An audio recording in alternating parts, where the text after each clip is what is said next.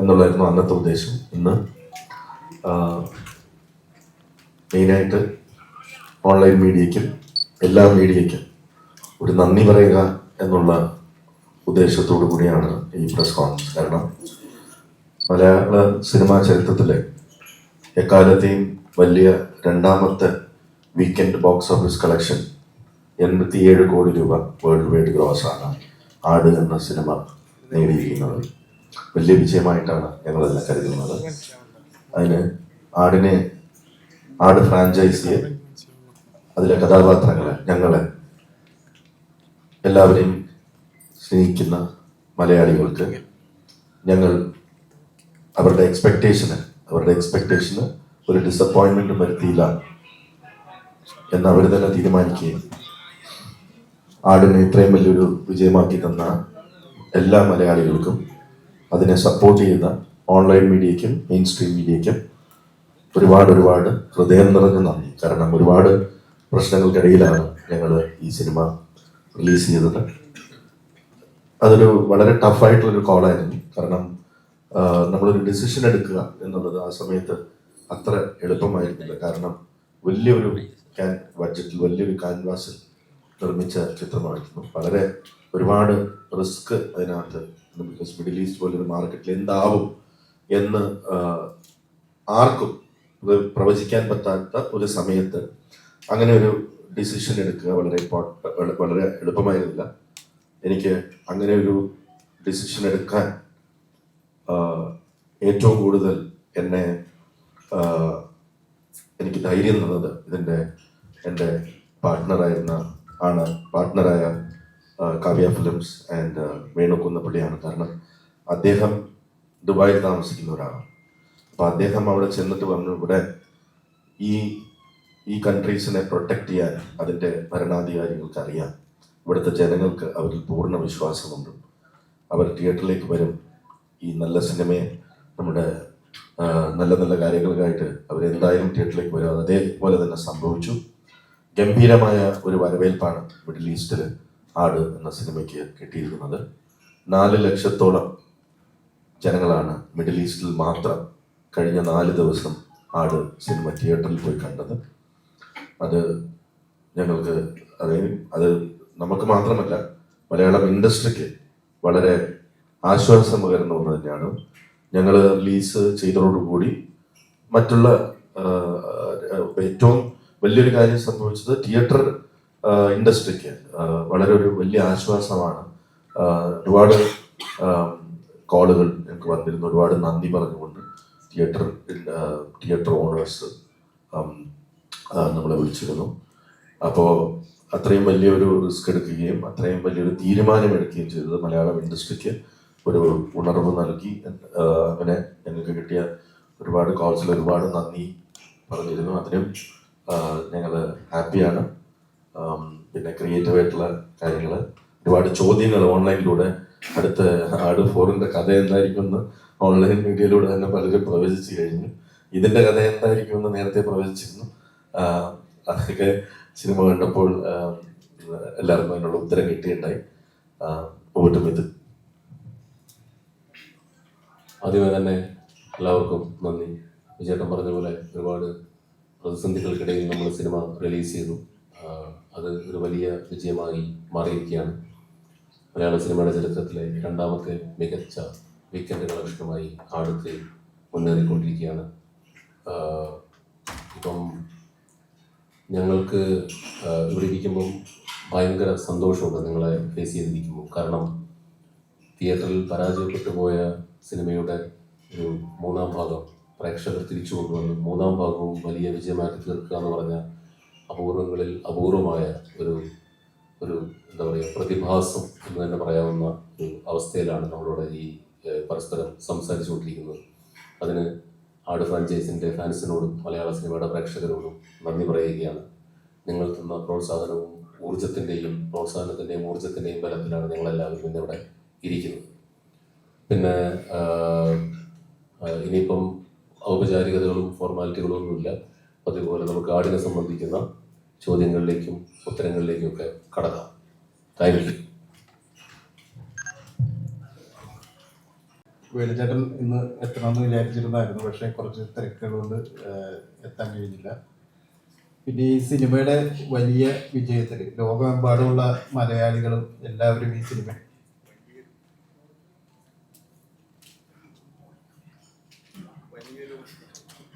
Hello,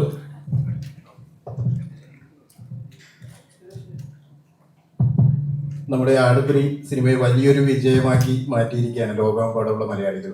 അതിൽ കാവ്യ ഫിലിംസിന്റെ ഭാഗത്തു നിന്നും ഫ്രൈഡേയുടെ ഭാഗത്തു നിന്നും ഞങ്ങളുടെ എല്ലാവരുടെ ഭാഗത്തു നിന്നും ഒരുപാട് നന്ദി ആദ്യമേ തന്നെ പറയുകയാണ്. പിന്നെ ഈ സിനിമയ്ക്ക് സാധാരണ ജനങ്ങളുടെ ജീവിതത്തിൽ ഒരുപാട് സ്വാധീനമുണ്ടെന്നുള്ളതിൻ്റെ വേറൊരു തെളിവുണ്ട്. അതായത് നമ്മുടെ ഇന്ത്യക്ക് പുറത്തേക്ക് നോക്കിക്കഴിഞ്ഞാൽ ഒരുപാട് പ്രതിസന്ധികളിൽ കൂടിയാണ് പലരും കടന്നു പോകുന്നത്. ഒരു യുദ്ധത്തിൻ്റെതായിട്ടുള്ള ഭീതിയും അങ്ങനെയുള്ള ഒരുപാട് പ്രശ്നങ്ങൾക്കിടയിൽ നിൽക്കുമ്പോഴും ഈ ഒരു സിനിമയിലൂടെ ആട് 3 എന്ന സിനിമ അവിടെ റിലീസ് ചെയ്യുകയാണ്. അതിലൂടെ ആൾക്കാരെല്ലാവരും തിയേറ്ററിലേക്ക് പോവുകയാണ്. ആ തിയേറ്ററിലേക്ക് പോയി അവർ സാധാരണ ജീവിതത്തിലേക്ക് മാറുന്ന ഒരു കാഴ്ച കൂടി നമുക്ക് ഈ സിനിമയിലൂടെ കാണാൻ പറ്റി. അത് വലിയൊരു വിജയം. അതിനപ്പുറം ലോകമെമ്പാടുമുള്ള മലയാളികളുടെ ഒരു വലിയ സ്നേഹമായിട്ട് കൂടിയാണ് ഞങ്ങൾ ഇതിനെ കാണുന്നത്. എല്ലാവരോടും ഒരിക്കൽ കൂടി നന്ദി പറയുന്നു. എല്ലാവർക്കും നമസ്കാരം. നമ്മൾ എന്തെങ്കിലും ഒരു കാര്യം ചെയ്യുമ്പോൾ എന്തൊക്കെ ചെയ്താലും ദൈവത്തിൻ്റെ ഒരു കയ്യൊപ്പ് കിട്ടുക, ഒരു അനുഗ്രഹം കിട്ടുക, അപ്പോഴാണ് സക്സസ് ആവുന്നത്. അങ്ങനെയുള്ളൊരു സക്സസ് ആയ ഒരു കൂട്ടായ്മയിൽ 1ലും 2ലും എനിക്ക് വലിയ ആഗ്രഹമായിരുന്നു അഭിനയിക്കണമെന്ന്. പക്ഷേ ഇതിൽ 3ലാണ് എനിക്കൊരു എൻട്രി കിട്ടിയത്. ഞാൻ അതിൻ്റെ സന്തോഷത്തിലാണ്. അതിൻ്റെ സന്തോഷം എന്ന് പറഞ്ഞാൽ അത് എത്രത്തോളം എങ്ങനെ പറഞ്ഞറിയിക്കണമെന്ന് എനിക്കറിയില്ല. ഇതിൻ്റെ പ്രൊഡ്യൂസേഴ്സ്, അതുപോലെ ഡയറക്ടർ, അങ്ങനെ ഞാനിപ്പോഴും ഇങ്ങനെ ആലോചിക്കും ആരായിരിക്കും എന്നെ വിളിച്ചത്. ഞാനിങ്ങനെ അതിൻ്റെ ഒരു അത്ഭുതത്തിലാണ്. കേരളത്തിൽ ഓരോ തിയേറ്ററുകളിലും ഹൗസ്ഫുള്ളായിട്ട് നമ്മുടെ ആട് 3 നിറഞ്ഞു ഓടുന്ന കാഴ്ചയാണ് ഇതിൻ്റെ പ്രൊമോഷനൊക്കെ ചെല്ലുമ്പോൾ കാണാൻ കഴിഞ്ഞത്. അപ്പോൾ അതിൻ്റെ ഒരു ഭാഗമാകാൻ കഴിയുക എന്ന് പറഞ്ഞാൽ ഏറ്റവും വലിയ ഒരു കലാകാരൻ എന്ന നിലയിൽ ഭയങ്കര സന്തോഷത്തിലാക്കി. ഇത് പ്രോത്സാഹനം തന്ന് വിജയിപ്പിച്ച എല്ലാ പ്രേക്ഷകർക്കും, സപ്പോർട്ട് ചെയ്ത എല്ലാവർക്കും ഒരുപാട് നന്ദി. Thank you. ഒത്തിരി സന്തോഷമുണ്ട്. കാരണം ആടിൻ്റെ ഈ കുടുംബത്തിൽ ഒരു ഭാഗമാകാൻ സാധിച്ചതിൽ ഒത്തിരി സന്തോഷം. ആട് 1ഉം 2ഉം ഞങ്ങൾക്ക് ഒരുമിച്ചുണ്ടായിരുന്നു. ആട് 3ലേക്ക് വന്നപ്പോൾ ഈ പറഞ്ഞ പോലെ ഇതിനായാലും വിജയനായാലും നമ്മളെ കൂടെ നിർത്തി. അതിൽ ഒത്തിരി സന്തോഷം. ഇത്രയും വലിയൊരു സിനിമയുടെ ഭാഗമാകാൻ സാധിച്ചതിൽ തമ്പുരാനോടും അതുപോലെ തന്നെ ഇതിനോടും വിജയനോടും അതുപോലെ തന്നെ വീട് സാറിനോടും എല്ലാവരോടും ഒത്തിരി നന്ദി. Thank you. എല്ലാവർക്കും നമസ്കാരം. എന്താ പറയേണ്ടതെന്ന് അറിയില്ല. ഇങ്ങനെ ഒരു എക്സ്പീരിയൻസ് തന്നെ എൻ്റെ ലൈഫിൽ ആദ്യമായിട്ടാണ്. ആദ്യം തന്നെ മിഥുൻ ചേട്ടനോടും വിജയ് ചേട്ടനോടും നന്ദി, എനിക്ക് സ്റ്റെല്ല എന്ന് പറഞ്ഞൊരു ക്യാരക്ടർ തന്നതിന്. എല്ലാവരും പറയുന്നത് ഞാൻ പാപ്പനെ തേച്ചു എന്ന്. ഞാൻ പാപ്പനെ തേച്ചിട്ടില്ല. അത് ഞാൻ പാപ്പനോട് പറഞ്ഞു, പക്ഷേ പാപ്പൻ എന്നോട് കാത്തിരിക്കാൻ പറഞ്ഞില്ല. എന്തായാലും സ്റ്റെല്ല എന്ന് പറഞ്ഞൊരു കഥാപാത്രത്തെ എല്ലാവരും സ്വീകരിച്ചു. അതിലൊരുപാട് സന്തോഷമുണ്ട്. പിന്നെ പറയാനാണെങ്കിൽ മിഥുൻ ചേട്ടൻ്റെ 3ാമത്തെ സിനിമയാണ് ഞാൻ ചെയ്യുന്നത്. 3 സിനിമയും ബ്ലോക്ക് ബസ്റ്റേഴ്സാണ്. ഒരുപാട് സന്തോഷം. അതെ, ഇത്രയും വലിയൊരു ക്രൂവിൻ്റെ കൂടെ വർക്ക് ചെയ്യാൻ പറ്റുന്നത് ഒരുപാട് സന്തോഷം.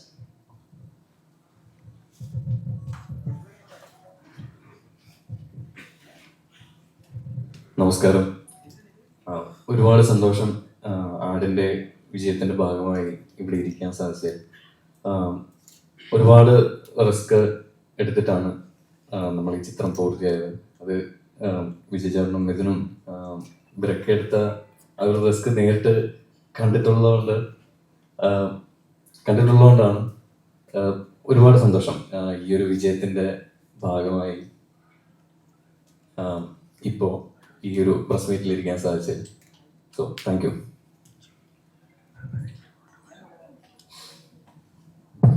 എല്ലാവർക്കും നമസ്കാരം. ഒരുപാട് സന്തോഷമുണ്ട് ഇപ്പം ഇങ്ങനെ ഈ പറയുന്ന പോലെ ഇത്രയും മീഡിയ ടീമിൻ്റെ കൂടെ ഇങ്ങനെ ഇരിക്കുക, നമ്മുടെ ആ ടീമിൻ്റെ കൂടെ ഇങ്ങനെ ഒരു വേദി ഷെയർ ചെയ്യുക.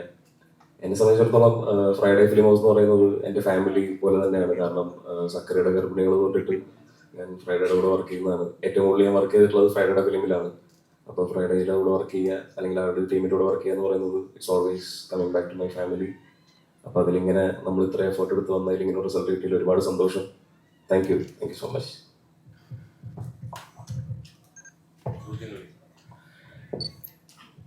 വലിയ റിസ്ക് എടുത്തു എന്ന് പറയുന്നത് 100% അംഗീകരിക്കുന്നു. 4 ദിവസം 87 crores എന്നാണ് ഇപ്പോൾ ഒഫീഷ്യലി പുറത്തുവിട്ടിരിക്കുന്നത്. ഇത്രയും ഒരു എപ്പിക് ഫാന്റസി റിസ്ക് എലിമെന്റ്സ് എല്ലാം കൊണ്ട് ഒറ്റ ചോദ്യം, എത്രയായിരുന്നു കൃത്യമായി ഇതിന്റെ ബഡ്ജറ്റ്? വളരെ നല്ല ചോദ്യമാണ്. സാധാരണ നോ കമന്റ്സ് എന്നാണ് ഞാൻ അതിന് ഉത്തരവായിട്ട് പറയാറുള്ളത്. ഇപ്പോ വന്നിരിക്കുന്ന ഈ ഗ്രോസ് കളക്ഷന്റെ ഒരു 70-75% അതിന്റെ ബഡ്ജറ്റ് ഉണ്ടായിരുന്നു. ബാക്കി നിങ്ങൾക്ക് കാൽക്കുലേറ്റ് ചെയ്തോളൂ. ഈ ആദ്യ ഷോ കണ്ടു കഴിഞ്ഞപ്പം നമ്മളെല്ലാവരും വനിതയിലിരുന്ന് ഷോ കാണുന്നു. ആദ്യ ഷോ കണ്ടു കഴിഞ്ഞപ്പം മൊത്തത്തിലൊരു ടെൻഷൻ പ്രൊഡ്യൂസറും ഡയറക്ടറും ഉണ്ടായിരുന്നു. ആദ്യ ഷോയിൽ നമുക്കറിയാം നമ്മുടെ ആളുകളാണ് കൂടുതൽ ഷോ കാണുന്നത്. അതിനുശേഷമാണ് ആ ഷോയ്ക്ക് ഒരു നമ്മൾ റിവ്യൂസ് ആണെങ്കിൽ നല്ല റിവ്യൂസ്, നമ്മൾ ഒരിക്കലും പ്രതീക്ഷിക്കാത്ത റിവ്യൂസ് വരുന്നുണ്ട്. ആദ്യ ഷോ കണ്ടു കഴിഞ്ഞപ്പോൾ നിങ്ങളുടെ മനസ്സിൽ എന്താണ് തോന്നിയത്? ഡയറക്ടറും പ്രൊഡ്യൂസറും ആദ്യ ഷോ എന്ന് പറയുന്നത് ഞങ്ങൾ കാണുന്നത് അതിന്റെ ഷൂട്ട് ഫുട്ടേജ് മുതലാണ്. ഇപ്പൊ എന്നെ സംബന്ധിച്ചിടത്തോളം ഇത് 70-ാമത്തെ 75-ാമത്തെ ഷോ ആയിരുന്നു തിയേറ്ററിൽ വന്ന ആദ്യത്തെ ഷോ. അപ്പോ ആദ്യ സീൻ കണ്ടപ്പോൾ തൊട്ടുള്ള റിലീസ് വരെയുള്ള ടെൻഷൻ അങ്ങനെ തന്നെ. കാരണം നമ്മള് പുതിയൊരു ജോണറാണ് ട്രൈ ചെയ്യുന്നത്. പുതിയൊരു ജോണർ, അത് ഒരു കോമഡി സിനിമയിൽ നിന്ന് ഒരു ഫൺ ഫാന്റസി എപ്പിക് ഫാന്റസി ജോണറിലേക്ക് മാറുമ്പോൾ അത്രയും വലിയൊരു ബഡ്ജറ്റിൽ അത്രയും ഇങ്ങനെ ഒരു സാഹചര്യത്തിൽ അത് റിലീസ് ചെയ്യുമ്പോൾ ഒരു റൈറ്റ്സിന്റെ, അതായത് നമ്മൾ OTT റൈറ്റ്സ് അല്ലെങ്കിൽ സാറ്റലൈറ്റ് റൈറ്റ്സിന്റെ ചർച്ചകളിലേക്ക് പോകുമ്പോൾ സാധാരണ പ്രീ റിലീസ് നമ്മൾ സിനിമകൾ കാണിക്കുമ്പോൾ റിലീസ് ഡേറ്റ് കൺഫേം ചെയ്യുക എന്നുള്ളത് അവരെ സംബന്ധിച്ചോളം പ്രധാനപ്പെട്ട ഒരു കാര്യമാണ്. അപ്പൊ നമ്മൾ ആ സമയത്ത് ഏത് സിനിമയും റിലീസ് ചെയ്യുമോ എന്നുള്ള സംശയത്തിൽ ഒരു ചാനൽ പോലും അല്ലെങ്കിൽ ഒരു OTT ചാനൽ പോലും ഒരു ഡിസിഷൻ എടുക്കാൻ തയ്യാറായിരുന്നില്ല. റിലീസ് അതിന് അല്ലാതെ സിനിമ ഇറങ്ങുന്നതിന്റെ തലേന്ന് പോലും ചിലപ്പോൾ റിലീസ് മാറ്റി വെക്കാം എന്നുള്ളൊരു അവസ്ഥയിൽ 100% റിസ്കിൽ മാത്രമാണ് ഇറങ്ങിയത്. അപ്പം അത് ഇങ്ങനെ ഒരു വിജയത്തിലേക്ക് വന്നാൽ മാത്രമേ ബ്രേക്ക് ഈവൻ ആവുള്ളൂ എന്നുള്ള വ്യക്തമായ ധാരണ എനിക്കും വേണുചേട്ടനും ഉണ്ടായിരുന്നു.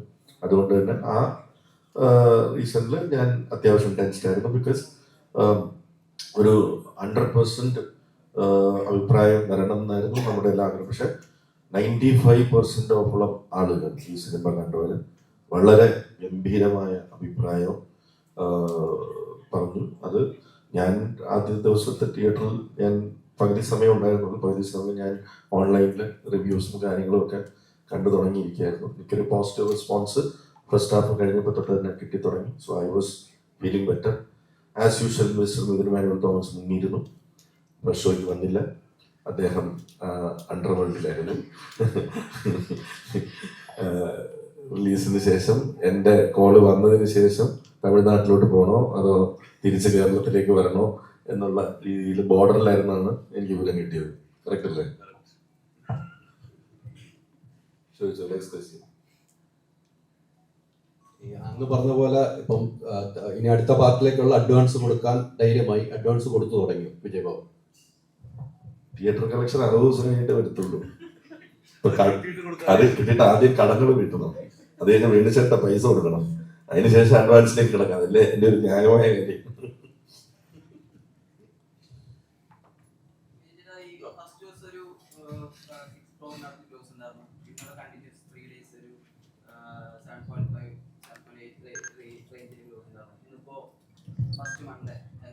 ഏകദേശം ഒരു 2 CR അടുത്ത് ഗ്ലോസ് വന്നിട്ടുണ്ട്. എത്രയാണ് എക്സ്പെക്ടേഷൻ ഒരു ഫൈനൽ?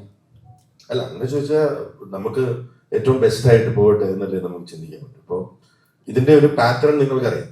ഒരു സിനിമ അങ്ങനെ ഒരു പാറ്റേൺ, ഇപ്പൊ എന്റെ ഫ്രൈഡേ ഫിലിം ഹൗസിനെ സംബന്ധിച്ചിടത്തോളം ഞാൻ ചെയ്തിട്ടുള്ള സിനിമകളിൽ ഇത്രയും ഇങ്ങനെ ഒരു കളക്ഷൻ എനിക്ക് ഇത് എന്റെ ലൈഫിലും ആദ്യമായിട്ട്. നമ്മൾ ഏതൊരു പ്രൊഡ്യൂസറിന്റെ ഡ്രീമാണ് ലൈഫിൽ എപ്പോഴെങ്കിലും ഇങ്ങനെ ഒരു മാസ് ഹിറ്റ് അടിക്കണം. അത് ഇപ്പൊ ഞാൻ സിനിമയിൽ പ്രൊഡക്ഷൻ തുടങ്ങിയിട്ട് 14 വർഷമായി. അപ്പൊ ഈ 14 വർഷത്തെ കാത്തിരിപ്പിന് ശേഷമാണ് ഇങ്ങനെ ഒരു മാസ് ഹിറ്റിലേക്ക് വന്നത്. അപ്പൊ ഓരോ സ്റ്റെപ്പും എനിക്കും ഒരു പുതിയ എക്സ്പീരിയൻസ് ആണ്. നിങ്ങൾ ചോദിക്കുന്ന ചോദ്യം എനിക്ക് നിങ്ങളോടും ചോദിക്കാം. നിങ്ങൾ ഇതിനു മുമ്പ് പല ഇത് എത്ര തരാം എനിക്കും അറിയില്ല. ഞാനും ഇതിൽ പുതിയതാണ്. അപ്പം നമ്മുടെ ഒരു ഗെസ്റ്റിമേറ്റ് എന്ന് പറയുന്ന ഓക്കെ ആദ്യത്തെ കടമ്പ എന്ന് പറയുന്നത് ഇത് ബ്രേക്ക് ഈവൻ ആവുക എന്നുള്ളത്. അപ്പം എന്നെ സംബന്ധിച്ചോളം ഇത്ര വലിയൊരു ഹിറ്റായി ഇത്രയും വലിയ ഗ്രോസ് വന്നിരിക്കുന്നു. My next step is okay have to sell the rights, break even ചെയ്യുക എന്നുള്ളത്. അങ്ങനെ ഞാൻ അങ്ങനെ ഒരു ഫിഗറിലേക്ക് നോക്കിയിട്ട് അത് എത്തട്ടെ എന്ന് പറഞ്ഞിരിക്കുകയല്ല. എൻ്റെ അടുത്ത സ്റ്റെപ്പ് എന്ന് പറയുന്നത് ബ്രേക്ക് ഈവൻ ചെയ്യുക. അതിനുശേഷം നമുക്ക് എന്താണ് അപ്പോൾ ഇതും ഞാൻ എൻജോയ് ചെയ്യാണ് ഈ എക്സ്പീരിയൻസ്. എത്രയാവട്ടെ എന്ന് ഞാനും നോക്കിക്കൊണ്ട് വേണ്ടിയിരിക്കുകയാണ്. അറിയില്ല എത്ര വന്നാലും ഓക്കെയാണ്, സ്വീകരിക്കും. സ്ക്രിപ്റ്റ് കംപ്ലീറ്റ് ആണ് പാർട്ട് 2 എന്നുള്ളതാണ്. ഇപ്പോൾ വിജയചേട്ടൻ പറഞ്ഞത് ഇത് വലിയ ഹിറ്റായാൽ മാത്രമേ അതിലേക്ക് കിടക്കുള്ളൂ എന്നുള്ളതാണ്. അപ്പോൾ ഈ 2 ചോദ്യങ്ങൾക്കും ഏകദേശം ഉത്തരവായിട്ടുണ്ട്. ഹിറ്റുമായി, സ്ക്രിപ്റ്റ് കംപ്ലീറ്റ് ആയി. എന്നാണ് ഡേറ്റുകൾ ലോക്ക് ചെയ്ത് ഷൂട്ട് തുടങ്ങുന്നത്? കഴിഞ്ഞ പ്രാവശ്യം ഞങ്ങൾക്കൊരു ഞങ്ങളുടെ കാൽക്കുലേഷനിൽ ഞങ്ങൾക്കൊരു മണ്ടത്തരം പറ്റിയത് മഴക്കാലത്തിന് തൊട്ട് മുമ്പ് ഷൂട്ട് തുടങ്ങി. അപ്പം അത് പിന്നെ ഞങ്ങൾക്ക് ശീലമാണ്. എല്ലാ കാലത്തും ആടുമായിട്ട് എവിടെ പോയാലും മഴ പെയ്യുന്നൊരു അവസ്ഥയായിരുന്നു. എന്താ പിന്നെ മഴക്കാലത്തോടെ തുടങ്ങി ഒരുപാട് നഷ്ടങ്ങളും ഷെഡ്യൂൾ ബ്രേക്കുകളും എല്ലാം അത് അങ്ങനെ വന്നു. അപ്പൊ ഇപ്രാവശ്യം നമ്മൾ മഴയൊന്നും ഒതുങ്ങിയിട്ട് എല്ലാവരും നിങ്ങൾക്ക് എപ്പം മഴ വേണമെന്ന് പറയാം, ഞങ്ങൾ ഷൂട്ട് വെച്ചാൽ മഴ പെയ്യുന്നുള്ള അവസ്ഥയാണ്. അതുകൊണ്ട് ഇനി കാലാവസ്ഥയുടെ ഒരു ഇത് കൂടെ കണക്കിലെടുത്തുകൊണ്ട് ഈ മഴക്കാലം കഴിഞ്ഞതിന് ശേഷമായിരിക്കും അതിന്റെ. തമിഴ്നാട്ടിൽ 10 വർഷമായിട്ട് മഴ പെയ്യാത്ത ചില സ്ഥലങ്ങളിൽ ഞങ്ങൾ കോൾ വന്നിട്ടുണ്ട്, അവിടെ ഷൂട്ട് ചെയ്യാവുന്ന ഫ്രീ ആയിട്ട് ലൊക്കേഷനൊക്കെ തരാൻ പറഞ്ഞു. അത് മാത്രമല്ല, അത് ഞാൻ പറഞ്ഞ നിങ്ങൾ കാണാം, ഇത്രയും ആർട്ടിസ്റ്റുകളെ കഴിഞ്ഞ ഏകദേശം 10 മാസം ഞങ്ങൾ ബ്ലോക്ക് ചെയ്തു. അതായത് കഴിഞ്ഞ മെയ് തൊട്ടിട്ട് ജനുവരി വരെ ഞങ്ങൾ ബ്ലോക്ക് ചെയ്തു. അപ്പൊ അവർക്കെല്ലാം അത്യാവശ്യം കമ്മിറ്റ്മെന്റുകൾ ഉണ്ട്. ഇപ്പൊ ജയസൂര്യ ആണെങ്കിൽ പോലും കഴിഞ്ഞ 4 വർഷമായിട്ട് സിനിമ ചെയ്തിട്ടില്ല. അദ്ദേഹം പാടിന് ശേഷമാണ് 1-2 പടങ്ങൾ കമ്മിറ്റ് ചെയ്തിരിക്കുന്നത്. അപ്പൊ അത് തീർക്കണം. അത്യാവശ്യം നല്ല പ്രീ പ്രൊഡക്ഷൻ വേണ്ട ഒരു സ്ക്രിപ്റ്റാണ് ഇത് എഴുതിയിരിക്കുന്നതെന്നാണ് എനിക്ക് മനസ്സിലാക്കാൻ കഴിയുന്നത്. അതുകൊണ്ട് തന്നെ നമ്മൾ ഈ ആർട്ടിസ്റ്റിന്റെ ഡേറ്റുകളും ഈ പറയുന്ന അതിന്റെ എന്തൊക്കെ ലൊക്കേഷൻസും അതിന്റെ പ്രീ പ്രൊഡക്ഷനും ഒക്കെ ചെയ്ത് മഴയില്ലാത്തൊരു സമയം നോക്കി ഞങ്ങളത് ഷൂട്ടിംഗ് ആരംഭിക്കുന്നതായിരിക്കും. ഈ ഷൂട്ടിംഗ് സമയത്ത് നമ്മളിപ്പോ സിനിമ കണ്ടപ്പോൾ ഒത്തിരി പേർക്ക് പല സ്ഥലങ്ങളും ചിരികൾ കിട്ടുന്നുണ്ട്. മിഥുൻ ആ ഷൂട്ടിംഗ് സമയത്ത് സന്തോഷ് ഷമീറിന്റെ ആണെങ്കിൽ പോലീസ് സ്റ്റേഷനുള്ള സീൻ, അങ്ങനെ കുറെ സീനുകളുണ്ട്. ഷൂട്ടിംഗ് സമയത്ത് മിഥുന് ഏറ്റവും കൂടുതൽ ചിരിച്ച ഒരു അനുഭവം എന്തായിരിക്കും? ഷൂട്ടിംഗ് ചെയ്തുകൊണ്ടിരിക്കും, സിനിമ കാണുമ്പോൾ ഷൂട്ടിംഗ് ചിലപ്പോൾ തൂക്കിയ സീനുകളുണ്ട്, എല്ലാം ഉണ്ടാവും. അതിലേതായി? എനിക്ക് കൊഞ്ഞനം കുത്തുന്ന സീൻ കുറെ ദിവസമായി പറയാൻ പറ്റില്ല, സ്പോയിലർ ആണ്. എനിവേസ് 2-3 ദിവസങ്ങളായി ഷൂട്ട് ചെയ്താണെങ്കിൽ ഞാനതിങ്ങനെ മനസ്സിൽ വിഷ്വലൈസ് ചെയ്തിരുന്നു ഇതെങ്ങനെയായിരിക്കും സംഭവിക്കാൻ പോകുന്നത്. കാരണം സ്ലാബ് സ്റ്റിക്ക് പീക്ക് അടുപ്പിക്കുകയാണ് നമ്മൾ കൊണ്ടുവന്നിട്ട്. ഇപ്പം അതിനകത്ത് നോക്കിക്കഴിഞ്ഞാൽ ഇപ്പം ഏതെങ്കിലും ഞാനിങ്ങനെ പറയുന്നത് വിനാചേട്ടൻ അഭിനയിച്ചുകൊണ്ടിരുന്നപ്പോൾ ഞാനിങ്ങനെ വെറുതെ ഇങ്ങനെ ആലോചിക്കായിരുന്നു, ഇപ്പം തമിഴന്മാരാരെങ്കിലും ഇത് കാണുകയാണെങ്കിൽ അവരുടെ സിനിമയിലെ കൊടൂര വില്ലനായ വർമ്മൻ നിന്ന് ഇങ്ങനെ പെർഫോം ചെയ്തത് എന്തായിരിക്കും അവരുടെ മനസ്സിൽ കൂടെ എന്തായിരിക്കും? പുള്ളി തന്നെ തിരിച്ചുകൊണ്ടാണ് ചെയ്യുന്നത്. ഇതൊക്കെ ഓക്കെ ആണല്ലോ അല്ലേ, നമ്മൾ ധൈര്യമായിട്ട് അടിച്ചു, ഇനി ഒന്നും നോക്കണ്ട. സൈജുവേട്ടനോട് ഞാൻ ഈ ഫുട്ടേജ് കാണിച്ചു കൊടുക്കും, വിനാചേട്ടൻ അസലടിച്ചത് വിട്ടുകൊടുക്കരുത്. അപ്പൊ സൈജുവേട്ടൻ അതിനു വേണ്ടി പ്രിപ്പയർ ചെയ്യണം. ആലോചിച്ച് നോക്കുക. അപ്പം ഒരു സ്ലാബ് സ്റ്റിക് കോമഡി എന്ന് പറയുന്ന ഒരു സിനിമയിലെ അങ്ങനത്തെ ഒരു രംഗം അത് ഞാൻ ഒരുപാട് ആസ്വദിച്ച ഒരു രംഗമാണ്. പിന്നെ അടുത്ത ജേട്ടന്റെ കൗണ്ടർ ഞാൻ സ്പോയിലേഴ്സ് ഒന്നുകൊണ്ട് പറയുന്നില്ല. പിന്നെ 2 ഇത് എനിക്കിഷ്ടപ്പെട്ട ഒരുപാട് സിനിമയിലെ രംഗങ്ങൾക്കൊക്കെ ട്രിബ്യൂട്ട് കൊടുത്തിട്ടുണ്ട്. ഇപ്പൊ പടനായകൻ കോമൻകുറുപ്പ് പറയാൻ പറ്റില്ല, കാരണം ഇനി ആളുകൾ കാണാൻ പോകുന്നുള്ളൂ. അതുകൊണ്ട് അത് പറഞ്ഞു കഴിഞ്ഞാൽ സ്പോയിലറായി പോകും. പിന്നെ 2 നമ്മുടെ അലേയ ബോൺ, ലാറയും കസാൻഡ്രയും 2 ടൈം ലൈനുകളിൽ ആൾക്കാർക്കിട്ട് കൊടുക്കുന്നുണ്ട്. അത് ആർക്കിട്ടൊക്കെ കൊണ്ടുവന്ന് നിങ്ങൾക്കറിയാം. ആ 2 രംഗങ്ങളും ഞാൻ വളരെ കൗതുകത്തോടെ നോക്കിയിരുന്ന രംഗങ്ങളായിരുന്നു. അങ്ങനെ ആസ്വദിച്ച് ഷൂട്ട് ചെയ്ത ഒരുപാട് മൊമെന്റുകൾ. അതുപോലെ ഇന്ദ്രസേട്ടൻ്റെ കുഞ്ഞ് ട്രാൻസ്ഫോർമേഷൻ സീൻ ഉണ്ട്, ഒരു മിറർ ഷോട്ട് ഉണ്ട്. അപ്പോൾ അതൊക്കെ ഞങ്ങളെല്ലാവരും വളരെ കൗതുകത്തോടു കൂടിയും വളരെ ആവേശത്തോടു കൂടിയും ഒരുപാട് ചിരികളോടെയും ഷൂട്ട് ചെയ്തിട്ടുള്ള രംഗങ്ങളാണ്. പിന്നെ നമുക്ക് സ്വാഭാവികമായും ചിരി വരും. ഞാനിങ്ങനെ ഇവർ പെർഫോം ചെയ്യുമ്പോൾ നമുക്കറിയാം ഇവരെന്താ ചെയ്യാൻ പോണത്. അതിങ്ങനെ നമ്മുടെ മനസ്സിൽ വിഷ്വലൈസ് ചെയ്യുമ്പോൾ തന്നെ കുറേ രംഗങ്ങളിൽ നമ്മൾ ചിരിച്ചുകൊണ്ടാണ് ചെയ്തത്. ഇപ്പൊ ചിരി വന്നില്ലെങ്കിൽ ഞാൻ ചുറ്റും നിൽക്കുന്ന ആളുകളുടെ മുഖത്തേക്ക് നോക്കും, ഇവര് ചിരിക്കുന്നുണ്ട്. യൂണിറ്റിലെ ചേട്ടന്മാരുടെയും നമ്മുടെ ട്രെയിനിലെ ജിബിലെ ആൾക്കാരെയൊക്കെ നോക്കിയാൽ മതി. ആ ഹ്യൂമർ അവർ കഥ അറിഞ്ഞിട്ടല്ലോ ചെയ്യുന്നത്. പെട്ടെന്ന് അവരുടെ റിയാക്ഷൻ നോക്കുമ്പോൾ തന്നെ നമുക്ക് ഏകദേശം മനസ്സിലാവും ഒരു ഹ്യൂമർ വർക്കൗട്ട് ആവുമോ ഇല്ലയോ. ഇപ്പൊ ഞാൻ സ്പോയിലർ ആവുന്നതുകൊണ്ട് പറയുന്നില്ല, കുറച്ചധികം രംഗങ്ങൾ വളരെ ആസ്വദിച്ച് ചെയ്തിട്ടുണ്ട് ഈ സിനിമയിൽ. മിഥുൻ, മണിയാശാന്റെ ഡയലോഗ് ഉണ്ടായിരുന്നു, അത് എഴുതി കഴിഞ്ഞ സമയത്ത് തിരിച്ചെന്തെങ്കിലും പ്രത്യാഘാതങ്ങൾ ഉണ്ടാവുമോ? എന്തെങ്കിലും ഒരു ഇല്ല. ആട് പണ്ടിൽ നമ്മൾ ഇതുപോലൊക്കെ തന്നെ പറഞ്ഞിട്ടുണ്ടല്ലോ. അപ്പൊ അതിലെ ഈ പറയുന്ന കുറച്ച് റിയലിസ്റ്റിക് ആയിട്ടാണ് പറഞ്ഞേക്കുന്നത്. അതെ. അപ്പൊ അത് കോമഡി ആയിട്ട് ജനങ്ങൾ സ്വീകരിക്കുമ്പോൾ അതിലെന്തെങ്കിലും പ്രശ്നങ്ങൾ ഉണ്ടാകുമ്പോൾ അത് ആട് വണ്ണോടുകൂടി എൻ്റെ ആശങ്കയെല്ലാം മാറിയത്. കാരണം പൊളിറ്റിക്കൽ സറ്റയർ നമുക്ക് പിടിക്കാം. നമ്മൾ കരുതി കൂട്ടിയ ആളുകളെ തിരഞ്ഞു പിടിച്ച് ആക്രമിക്കാനായി സീരിയസ് സിനിമയൊക്കെ ചെയ്യുമ്പോഴാണ് ഒരുപാട് ചർച്ചകളും മറുചർച്ചകളും ഒക്കെ ആയിട്ട് വിവാദങ്ങളൊക്കെ വരിക. ഇത് ശുദ്ധമായ ആക്ഷേപഹാസ്യം, പൊളിറ്റിക്കൽ സറ്റയറാണ്. അത് അങ്ങനെ ഒരു സാധനം നമ്മുടെ പടത്തിൽ ഒരു സെൻട്രൽ ക്യാരക്ടർ പറഞ്ഞാൽ ചിരിക്കുമെന്ന് തന്നെയായിരുന്നു. ആ സ്പിരിറ്റിൽ തന്നെ ഇന്ന് വരെ ആളുകൾ എടുത്തിട്ടുള്ളൂ. ആട് 1 മുതൽ 1-2 പേര് പേഴ്സണൽ മെസ്സേജ് ആട് 1 അയച്ചതൊഴിച്ചാൽ ഇതുവരെയും പി ശശിയുടെ ക്യാരക്ടറിനെ കുറിച്ച് ആരും ഒരു എതിരഭിപ്രായം ഇതുവരെ ഈ നിമിഷം വരെ പറഞ്ഞിട്ടില്ല. അത് പറയില്ല എന്ന് എനിക്ക് ഉറപ്പുണ്ടായിരുന്നു. ഈ സിനിമ കണ്ടവർക്ക് സാത്താൻ സീനിന്റെ ഇൻട്രൊഡക്ഷനെ പറ്റി സംസാരിക്കുന്നത്, പക്ഷേ നായകന് കിട്ടിയതിനേക്കാൾ ഒരു ഗംഭീരമായ ഇൻട്രൊഡക്ഷൻ ആണ് സണ്ണി വെയിന് കൊടുത്തത്. ഞാൻ പറയുന്ന ആ സ്പോയിലർ ഇല്ലാതെ ആ ഒരു ഇൻട്രൊഡക്ഷൻ സീൻ സെറ്റ് ചെയ്തതിനെ പറ്റി ഒന്ന് സംസാരിക്കുന്നത്. കാരണം അത് ഭയങ്കര ഹൈ ആയിരുന്നു തിയേറ്ററിൽ. ഒരു മൂന്ന് പ്രധാനപ്പെട്ട ഹൈ മൊമെന്റ്സ് ആ ഇൻട്രൊഡക്ഷനിൽ തന്നെ ഉണ്ട്. അതെങ്ങനെയാണ് സെറ്റ് ചെയ്തത്? സണ്ണിച്ചന്റെ ക്യാരക്ടർ സാത്താൻ കറക്റ്റ് ചെയ്യാം. ഞങ്ങളുടെ സിനിമയിലെ എല്ലാ കഥാപാത്രങ്ങളും നായകന്മാരാണ്. അപ്പം അതും ഒരു നായകൻ തന്നെയാണ്. അത് മറ്റൊരു ഈ ഇൻട്രോസ് കൊണ്ട് സത്യം പറഞ്ഞിട്ടുണ്ടെങ്കിൽ ഞാൻ ഒരു ആവേശപ്പുറത്ത് ആട് 1 അത്ര ഇൻട്രോസ് കൊടുത്തു. പിന്നെ ആട് 2 ആയപ്പോഴത്തേക്കും ഇൻട്രോസ് എനിക്കൊരു ബാധ്യതയായി. കാരണം ഓഡിയൻസ് പ്രതീക്ഷിക്കും. ആട് 3 ആകുമ്പോഴത്തേക്കും 7-14 ഇൻട്രോസ് ആയി. ലാസ്റ്റ് പടം മുഴുവൻ മറ്റേ ഇൻട്രോ മാത്രമാകും എന്നുള്ള ആശങ്ക വരെ ആടിൽ അങ്ങനെ ഒരു പ്രശ്നമുണ്ട്. അപ്പൊ അത് സെറ്റ് ചെയ്തത് സാത്താൻ സേവറിന്റെ ക്യാരക്ടർ ശരിക്കും പറഞ്ഞിട്ടുണ്ടെങ്കിൽ ഇതിലൊരു വൈൽഡ് കാർഡ് എന്നൊക്കെ പറയാവുന്ന ഒരു ക്യാരക്ടറാണ്. ഒരുപാട് ഉപയോഗിക്കപ്പെട്ടിട്ടില്ല. എല്ലാ സിനിമയിലും കുറച്ചേ വന്നിട്ടുള്ളൂ. ഇതിലാണ് സാത്താൻ സേവറിനെ നമ്മൾ കുറച്ചും കൂടെ കൂടുതലായിട്ട് കാണിക്കുന്നത്. അപ്പം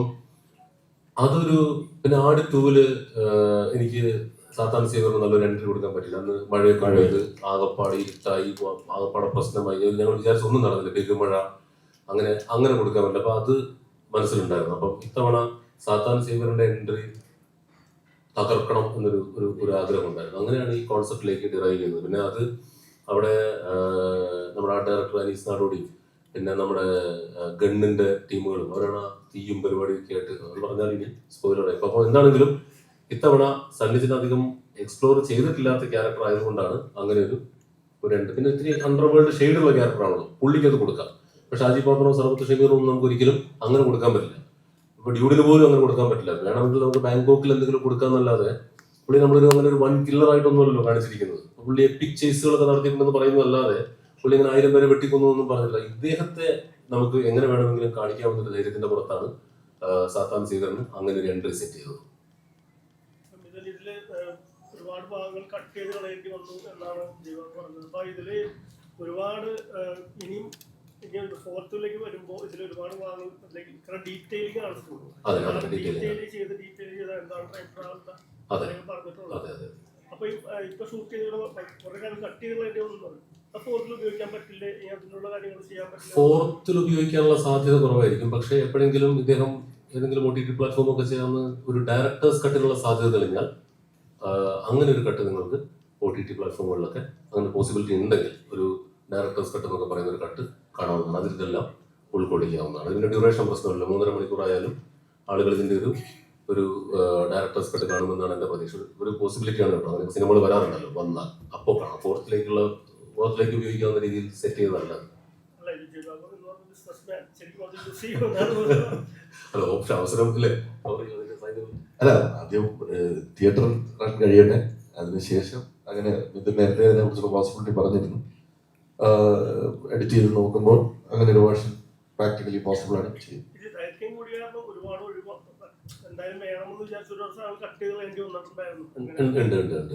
പിന്നെ സിനിമ നമ്മൾ ഷൂട്ട് ചെയ്ത് കഴിയുമ്പോഴേ നല്ല സീനുകളൊക്കെ നമ്മുടെ എഡിറ്റിംഗ് ടേബിളിൽ ചിലപ്പം അപ്രത്യക്ഷമാവും. അതിന് എനിക്ക് ആദ്യത്തെ സിനിമയിൽ ഭയങ്കര വിഷമമാണ്. ഇദ്ദേഹം പറഞ്ഞു അത് ട്രിം ചെയ്യാൻ തൊടാൻ പറ്റില്ല എന്റെ പടത്തിൽ എന്നൊക്കെ പറഞ്ഞ ആളാണ് ഞാൻ. പിന്നീട് നമുക്ക് നല്ല സീൻ മോശം സീൻ എന്നില്ല. കാരണം കഥ മുന്നോട്ട് പോയിക്കൊണ്ടേയിരിക്കുക എന്നുള്ള ഒരൊറ്റ ടാർഗറ്റിലേക്ക് നമ്മൾ ലോക്കാവും. അപ്പോൾ ഒരുപാട് സീനുകൾ ഇങ്ങനെ ചിലപ്പോൾ പോയിക്കൊണ്ടേയിരിക്കും. അത് പക്ഷെ നമ്മൾ സ്ക്രിപ്റ്റിൽ വരുമ്പം വായിച്ചു പോകുമ്പോൾ നല്ല ഭംഗി ഉണ്ടായിരിക്കും. വിഷ്വലി വരുമ്പോൾ ചിലപ്പോൾ നമുക്ക് അത്ര വേണമെന്ന് വരില്ല. അതായത് 2ാമത്തെ 3ാമത്തെ സിനിമയ്ക്ക് ആയപ്പോഴും നമ്മൾ ആ ലോജിക്ക് നമുക്ക് അല്ലെങ്കിൽ ആ ഫ്ലോയെ കുറിച്ച് നമ്മൾ ബോധേഡാവുന്നു. അപ്പം ഇതിൽ മാറ്റി വെച്ചിരിക്കുന്ന സീനുകൾ അടുത്തതിലേക്ക് വരില്ല. പക്ഷെ ഇങ്ങനെ ഒരു പോസിബിലിറ്റി ഉണ്ടെങ്കിൽ നിങ്ങൾക്ക് അതെല്ലാം കാണാവുന്നതാണ്. മാർച്ച് 15 ഒരു പോസ്റ്റ് കണ്ടായിരുന്നു. ആട് 3ാം ഭാഗത്തോട് ഈ ഫാൻ ബേസ് നിർത്തുവാണ്, അതിലെന്തെങ്കിലും സത്യമാണ്? സത്യമാണ്, അത് അങ്ങനെ വേണമല്ലോ. എൻ്റെ ഒരു ടേക്കാണ് അവസാനിക്കുന്നത്. ഇപ്പം ആട് ഫോറോട് കൂടി എൻ്റെ വേർഷനിലായിരിക്കുന്ന എല്ലാ ക്യാരക്ടേഴ്സിനും ഒരു നല്ല കൺക്ലൂഷൻ കൊടുത്തുകൊണ്ട് ഞാൻ വൈൻഡപ്പ് ചെയ്യാണ്. പിന്നെ പ്രൊഡക്റ്റും ഇദ്ദേഹത്തിൻ്റെതാണ്. മറ്റാർക്കെങ്കിലും ഇദ്ദേഹം ചൂസ് ചെയ്യുന്ന ആർക്കെങ്കിലും നല്ലൊരു കഥയുമായി വന്ന് അത് റീവാമ്പ് ചെയ്യാം. സ്പിൻ ഓഫ്സ് ഉണ്ടാവും. വേറെ ഇപ്പം എനിക്ക് പറഞ്ഞ പോലെ ആട് ഫ്രാഞ്ചൈസി എന്ന് പറയുമ്പോൾ അതിൽ എല്ലാ കഥാപാത്രങ്ങളും അതിലുണ്ടായിരിക്കും അല്ലെ. സ്പിൻ ഓഫ്സ് എന്ന് പറയുമ്പോൾ ഒരു ഗ്രൂപ്പിനെ എടുക്കാം, മേ ബി ഷാജി പാപ്പൻ ടീമിനെ എടുത്ത് നമുക്ക് വേറൊരു ടെറൈനിൽ കൊണ്ടുവന്ന് നമുക്ക് പ്ലേസ് ചെയ്യാം. അതിൽ 1-2 കഥാപാത്രങ്ങൾ വേണമെങ്കിൽ. അപ്പം നമുക്കതിന് ഹാൻഡിൽ ചെയ്യാൻ കുറച്ചും കൂടെ എളുപ്പമാണ്. നേരത്തെ ഞങ്ങൾ തീരുമാനിച്ചിട്ടുള്ളതാണ് വൺ ലാസ്റ്റ് റൈഡോടുകൂടി ആട് എന്ന് പറയുന്ന ഫ്രാഞ്ചൈസി വിച്ച് ഇസ് എല്ലാ കഥാപാത്രങ്ങളും ഒരുമിച്ച് വരുന്ന അതിനൊരു കൺക്ലൂഷൻ വേണം. അത് നേരത്തെ തീരുമാനിച്ചു. എനിക്ക് റീവാമ്പ് ചെയ്യുന്ന പോസിബിലിറ്റി ഉണ്ട്. ഇദ്ദേഹത്തിന്റെ IP ആണ്. ഇദ്ദേഹത്തിന് അത് പുതിയ സെറ്റ് ഓഫ് ആളുകളെ കാസ്റ്റ് ചെയ്തുകൊണ്ട് 5-10 വർഷം കഴിഞ്ഞാൽ അത്രയും പോപ്പുലർ ആവുകയാണെങ്കിൽ പുതിയ സെറ്റ് ഓഫ് ആർട്ടിസ്റ്റുകളെ കാസ്റ്റ് ചെയ്തുകൊണ്ട് സ്പൈഡർമാനൊക്കെ വരാറില്ലേ, പുതിയ ഷാജി പാപ്പൻ ക്യാരക്ടേഴ്സ് ആണല്ലോ. പുതിയ ഷാജി പാപ്പൻ, പുതിയ സർബത്ത് ഷമീർ കൊടുക്കല്ലേ, പുതിയ സർബത്ത് ഷമീർ, അങ്ങനെയും പോസിബിലിറ്റി ഉണ്ട്.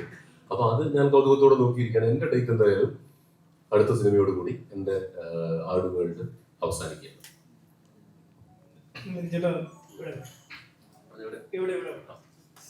ആട് 3 നോക്കി കഴിഞ്ഞാൽ 3 ലീഡ് ചെയ്യുന്ന തരത്തിലുള്ള ഡയലോഗുകളൊക്കെ ആട് 2 ഉള്ളതായിട്ട് ഇപ്പം ഓൺലൈനിലൊക്കെ അത്തരത്തിലുള്ള ചർച്ചകളും കണ്ടെത്തലുകളൊക്കെ നടത്തുന്നുണ്ട്. ഇപ്പം ആട് 2 സക്സസിലാണ് 3 അനൗൺസ് ചെയ്തത്. ആട് 2 മേക്ക് ചെയ്യുമ്പോൾ തന്നെ അല്ലെങ്കിൽ നെക്സ്റ്റ് പാർട്ട് അല്ലെങ്കിൽ പാർട്ട് 4 ഒക്കെ ചെയ്യണമെന്ന് അത്തരത്തിലുള്ള ഒരു കൺവിൻഷൻ അന്നേ ഉണ്ടായിരുന്നു. ഇത് ഉറപ്പായിട്ട് ഒരു 3-ാം ഭാഗം പോലും വിജയിച്ചാൽ എന്നുള്ളത് നമുക്കറിയാം. നമ്മൾ ക്യാരക്ടേഴ്സ് ആണല്ലോ, ഈ 7 ക്യാരക്ടേഴ്സും അതിനെ ചുറ്റിപ്പറ്റിയുള്ള ഈ സബ് ക്യാരക്ടേഴ്സിനെ വെച്ചിട്ടുള്ള ഒരു വേൾഡാണ്. അപ്പം ഇത് എത്ര തവണ വേണമെങ്കിലും നമുക്ക് ആളുകൾ മടുക്കുവോളം ഇപ്പൊ ഫ്രാഞ്ചൈസ് സിനിമകൾ നോക്കിക്കൂടെ, ഒരു 10-11 ഒക്കെ വരുന്ന 7-8 ഒക്കെ വരുന്ന ഫ്രാഞ്ചൈസ് സിനിമകളുണ്ട്. അപ്പൊ ഒരു നല്ല ഒരു ഫ്രാഞ്ചൈസിന്റെ ലക്ഷണം എന്ന് പറയുന്നത് make the second one A block buster എന്നുള്ളതാണ്.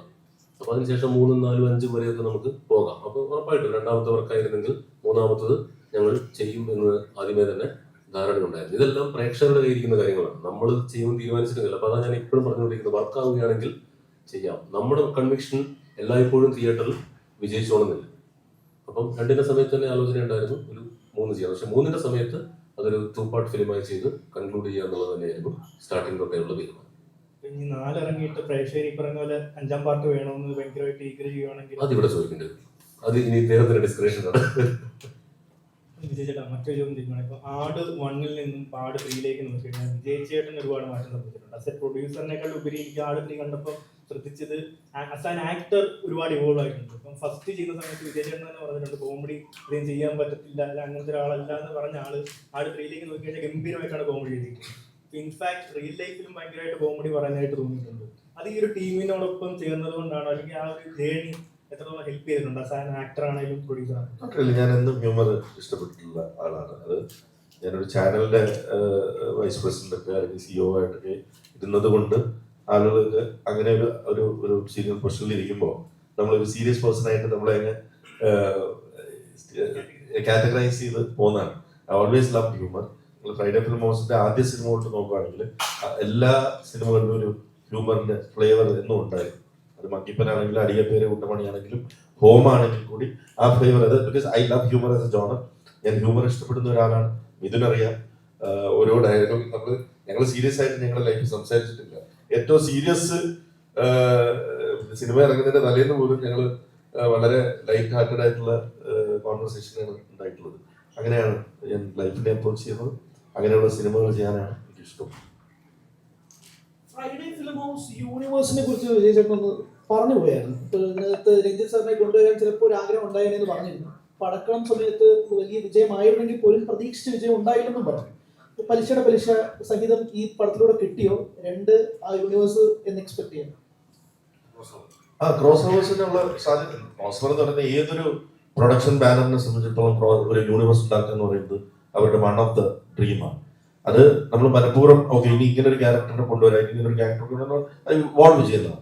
അതേപോലെ ഇപ്പോൾ ഫ്രൈഡേയിൽ നോക്കുകയാണെങ്കിൽ അങ്ങനെ കുറച്ച് ക്യാരക്ടേഴ്സ് ഇൻക്ലൂഡിങ് ആടിലെ കഥാപാത്രങ്ങളും പടക്കളെ കഥാപാത്രങ്ങളും ഒക്കെ വെച്ചിട്ട് ഉണ്ടായിട്ടുണ്ടെന്നുള്ളൊരു സത്യമാണ്. ഡെഫിനറ്റ്ലി അങ്ങനെ ഒരു ക്രോസ് ഇപ്പം നമുക്ക് ഒരു ക്യാരക്ടറിനെ കൊണ്ടുവരണമെന്നുണ്ടെങ്കിൽ ആ ഒരു ഓപ്ഷൻ ഡെഫിനറ്റ്ലി ആടിന്റെ സ്പിൻ ഓഫ്സ് പ്ലാൻ ചെയ്യുമ്പോൾ അല്ലെങ്കിൽ അങ്ങനെ പ്ലാൻ ചെയ്യുമ്പോൾ അത് ഡെഫിനറ്റ്ലി ചിന്തിക്കുന്ന കാര്യമായിരിക്കും. ഈ ഷൂട്ടിംഗ് പിടിവാശി എന്ന നിലയിലേക്ക് ഇപ്പൊ നേരത്തെ പോലെ ആദ്യത്തെ തുടർന്ന് കട്ട് ചെയ്യാൻ പറ്റുന്ന സിനിമ കട്ട് ചെയ്യരുത് എന്ന് പറഞ്ഞൊരു സംഭവം ഈ ഷൂട്ടിംഗ് സമയത്ത് നിങ്ങൾ തമ്മിലുള്ള ഒരു ഏതെങ്കിലും ഒരു സ്ഥലത്ത് ഇതെനിക്ക് വേണം അല്ലെങ്കിൽ അതെനിക്ക് വേണം അങ്ങനെ ഒരു ഷൂട്ടിംഗ് സംഭവം എഡിറ്റിംഗ് ടേബിൾ ഉണ്ടായിട്ടുണ്ട് ഞങ്ങൾ തമ്മിൽ ഒരിക്കലും അത് ഉണ്ടാവില്ല. കാരണം അതിന്റെ പ്രശ്നം എന്ന് പറയുന്നത് I am there as a actor also, ഞാനാണ് അതിന്റെ ബാലൻസിങ് ആക്ടർ. പ്രൊഡക്ഷൻ ടീം, അതായത് എന്റെ ബ്രദർ ഉൾപ്പെടുന്ന അല്ലെങ്കിൽ കാവ്യ ടീം ഉൾപ്പെടുന്ന ഞങ്ങൾ അവരുടെ ഒരു ടീം ഞാനുമായിട്ടാണ് ആർഗ്യുന്നത്. അത് എന്തിനാണ് അങ്ങനെ ഒരു സീൻ എന്ന് ചോദിക്കുകയും ഞാൻ ഇദ്ദേഹത്തോട് ഇരുന്ന് ചർച്ച ചെയ്യുകയും അതിന്റെ ഒരു ബാലൻസിങ് ആക്ട് എപ്പോഴും നടത്തിക്കൊണ്ടിരിക്കുന്നത് ഞാൻ. അത് ആവശ്യമുണ്ടെന്ന് എനിക്ക് തോന്നിയാൽ ഞാൻ പ്രൊഡക്ഷനോട് പറയും യെസ് അത് ആവശ്യമുണ്ട്. ഇനി അതല്ലെന്ന് തോന്നിയാൽ ഞാൻ മിഥുനോട് ചോദിക്കും. അങ്ങനെ ഞങ്ങൾ ഡിബേറ്റ് ചെയ്ത് ഞങ്ങൾ തമ്മിൽ തന്നെ അങ്ങനെ ഒരു തീരുമാനത്തിലെത്തി. അല്ലാതെ ഞാനും മിഥുനും തമ്മിൽ ഒരു ആർഗ്യുമെന്റിലേക്ക് പോകാറില്ല. മിഥുൻ ഞാൻ ചോദിക്കും, മിഥുൻ എന്നെ കൺവിൻസ് ചെയ്യും. ഞാൻ കൺവിൻസ് ആയില്ലെങ്കിൽ വീണ്ടും ചോദിക്കും. അപ്പൊ ചിലപ്പോൾ മിഥുൻ കൺവിൻസ് ആവും. അപ്പൊ അത് അങ്ങനെ ഒഴിവാക്കിയ സീനുകളുണ്ട്. ഷൂട്ട് ചെയ്യാതെ വേണ്ട ഒഴിവാക്കാം എന്ന് തീരുമാനിച്ച സീനുമുണ്ട്. വേണമെന്ന് പറഞ്ഞിട്ട് ഞാൻ പ്രൊഡക്ഷനെ കൺവിൻസ് ചെയ്ത സീനുകളുണ്ട്. പ്രൊഡക്ഷൻ എന്ന് പറഞ്ഞിട്ടുണ്ടെങ്കിൽ പുള്ളി എന്ന് പറയുന്ന ക്രിയേറ്റർ ഒരു കണ്ണാടിയിൽ നോക്കി അങ്ങോട്ടും ഇങ്ങോട്ടും നിന്ന് ആർഗ്യൂ ചെയ്ത് ലാസ്റ്റ് പ്രൊഡ്യൂസർ പുള്ളിയല്ലേ ഉള്ളൂ. അപ്പോൾ ഭയങ്കര ഞങ്ങൾ ഇത്രയും ഒരു ടീമായിട്ട് ഇത്രയും വലിയൊരു സിനിമ ശരിക്കും 10 മാസം കൊണ്ട് ഇത്രയും വലിയൊരു സിനിമ പോസ്റ്റ് പ്രൊഡക്ഷനും VFXും കഴിഞ്ഞ് റിലീസാക്കുക എന്ന് പറയുന്ന ഒരു ഇമ്പോസിബിൾ ടാസ്ക് തന്നെയായിരുന്നു. അത് ഇപ്പോഴും ഞങ്ങളൊരു തമാശ പറഞ്ഞിരിക്കുന്നതിന്റെ കാരണം ഇത്രയും 130ഓളം ദിവസം ഷൂട്ട് പോയിട്ട് അന്യോന്യം പ്രൊഡക്ഷനും ഡയറക്ഷൻ ടീമും തമ്മിലോ മറ്റ് ഡിപ്പാർട്ട്മെന്റുകൾ തമ്മിലോ മുഖം മുഷിഞ്ഞ് ഒന്ന് സംസാരിക്കേണ്ട അവസ്ഥ പോലും ഞങ്ങൾക്ക് ഉണ്ടായിട്ടില്ല. ഇത്രയും വലിയൊരു പടം ഷൂട്ട് ചെയ്തു എന്നുള്ള ഒരു ഫീല് പോലും ശരിക്കും പറഞ്ഞാൽ ഇപ്പൊ ഞങ്ങൾ തിരിഞ്ഞു നോക്കുമ്പോൾ ചില സീനുകൾ കാണുമ്പോഴാണ് ഇതൊക്കെ നമ്മൾ വളരെ ആസ്വദിച്ചാണല്ലോ സിമ്പിൾ ആയിട്ടാണല്ലോ ഷൂട്ട് ചെയ്ത് പോകുന്നതെന്ന് തോന്നുന്നത്. ഇവരെല്ലാവരും പ്രൊഡക്ഷൻ ഡിപ്പാർട്ട്മെന്റും ടെക്നിക്കൽ ഡിപ്പാർട്ട്മെന്റും ആക്ടിംഗ് ഡിപ്പാർട്ട്മെന്റ് ആക്ടേഴ്സ് എല്ലാവരും ഒരുമിച്ച് നിന്നുകൊണ്ട് സംഭവിച്ചതാണ്. അത് പിന്നെ സ്വാഭാവികമായും സംഭവിക്കും. എന്താണെന്ന് വെച്ചിട്ടുണ്ടെങ്കിൽ ഞങ്ങൾ 2 സിനിമ ഓൾറെഡി ഒരുമിച്ച് പൂർത്തിയാക്കിയതാണ്. അപ്പോൾ ഒരു ഋതുവും ഒരു മെക്കാനിക്സും ഒക്കെ ഓൾറെഡി അവിടെ ഉണ്ട്. അതുകൊണ്ട് തന്നെ കാര്യങ്ങളൊക്കെ ഇപ്പം കാവ്യയുടെ ടീം വന്നപ്പോഴും ഒരു കൂട്ടം സഹൃദയരുടെ സംഘമാണ് ഞങ്ങളുടെ കൂടെ വന്ന് ചേർന്നത്. എസ്പെഷ്യലി വേണുചേട്ടൻ. കാരണം വേണുചേട്ടൻ നമ്മൾ വെറുതെ ബ്രഹ്മാണ്ഡ ഹിറ്റ് അടിക്കും അല്ലെങ്കിൽ വലിയ വിജയമാകും എന്ന് പറഞ്ഞ് കൊണ്ടുവന്നല്ല. അദ്ദേഹം സ്ക്രിപ്റ്റ് വായിച്ച് ഇഷ്ടപ്പെട്ടിട്ട് വരുന്നതാണ്. അപ്പൊ അദ്ദേഹം അല്പം ക്രിയേറ്റീവ് ആയിട്ടുള്ള ഒരാളായതുകൊണ്ട് ഞങ്ങൾക്ക് ഈ ഷൂട്ടിംഗ് പ്രോസസ് പ്രശ്നരഹിതമായിരുന്നു എന്ന് തന്നെ പറയാം. പിന്നെ ലോജിക്കിന് മുൻതൂക്കം കൊടുത്തുകൊണ്ട് പോയിക്കൊണ്ടിരിക്കുന്ന ഒരു സംഘം എന്നാണ് ഞങ്ങളുടെ ഒരു കോമ്പിനേഷൻ ഞങ്ങൾ വിശേഷിപ്പിക്കാറ്. അത് ചേട്ടാ അത് ഇങ്ങനെ ചെയ്താൽ ഇങ്ങനെ സംഭവിക്കും, അങ്ങനെ സംഭവിക്കുന്നു പറഞ്ഞ് പുള്ളി എന്നെയും എനിക്ക് പുള്ളിയെയും കൺവിൻസ് ചെയ്യാൻ ഭയങ്കര എളുപ്പമാണ്. സിനിമയുടെ നന്മയ്ക്ക് വേണ്ടി മാത്രമാണ് ഞങ്ങൾ രണ്ടുപേരും നിന്നിട്ടുള്ളത്. അതുകൊണ്ട് തന്നെ ഞങ്ങൾ ഇത്രയും ഒരുപാട് പണം മുടക്കി ഷൂട്ട് ചെയ്ത സീനുകൾ നമ്മൾ എഡിറ്റ് ചെയ്യുമ്പോഴും അതിനകത്ത് പ്രശ്നങ്ങൾ ഉണ്ടാവാത്തത് എന്താണെന്ന് ചോദിച്ചാൽ സിനിമയുടെ നന്മയ്ക്ക് വേണ്ടിയാണ്. അത് ഞങ്ങൾ 2 തവണ ചെയ്തിട്ടുള്ളതാണ്. So it all works out.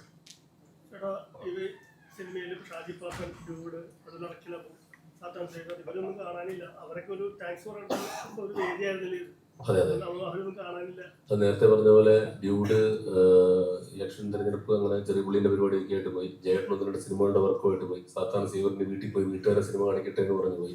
അറക്കലബു ഭരതനാട്യത്തിന്റെ പ്രൊമോഷനുമായിട്ട് പോയി. അദ്ദേഹം തിരക്കുള്ള ആളാണ്. ഇന്ത്യൻ സേട്ടൻ ഖലീഫയുടെ ഷൂട്ടിൽ നിൽക്കുന്നു. ലാസ്റ്റ് കറങ്ങി ഞങ്ങൾ ഇത്രയും പേരെ ഒരു ആക്ടറിനെ ഹോൾഡ് ചെയ്യുന്ന ഒരു പരിധിയുണ്ട്. അതാണ് എന്റെ ലോജിക്ക്.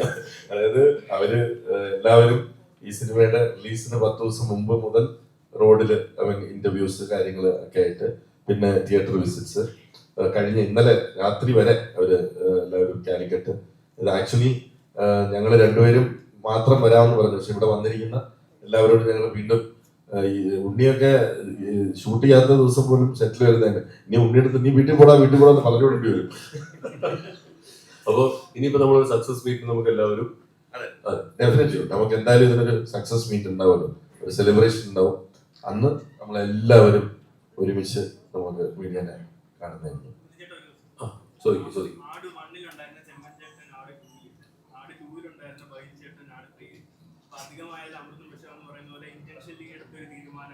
അല്ല, സ്ക്രിപ്റ്റിന്റെ ഒരു പോക്ക് വെച്ചിട്ട് ഞാൻ അങ്ങനെ അധികമായ അമൃത വിഷം എന്ന് പറഞ്ഞാൽ കുറച്ചല്ലേ ഉണ്ടായിരുന്നുള്ളൂ അതിനകത്ത്.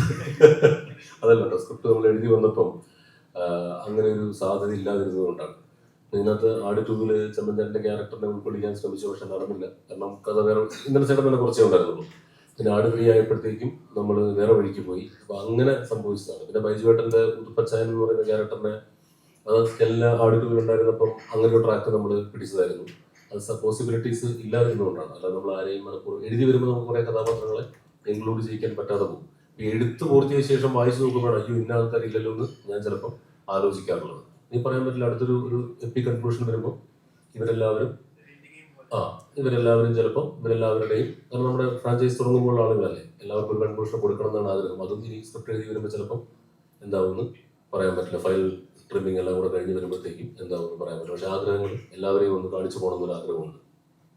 ട്രാവലിംഗ് നടത്തുമ്പോൾ വിജയബാബു എന്ന് പറഞ്ഞാൽ ഷമീർ എഞ്ചിനീയറാണ്, പിന്നെ മറ്റേ ഇതിൽ ശരിക്കും സർബത്ത് ഷമീറാണ്. ഇതിൽ ബുദ്ധിയില്ലാത്തവൻ ബുദ്ധിയുള്ളതാണ്. ഇപ്പോൾ എഴുതി വന്നു കഴിഞ്ഞപ്പോൾ അങ്ങനെ ഒരു മാറ്റം വന്നത് എന്തുകൊണ്ടാണ്? വിജയബാബു എന്ന് പറഞ്ഞാൽ എനിക്ക് ബുദ്ധി വേണം.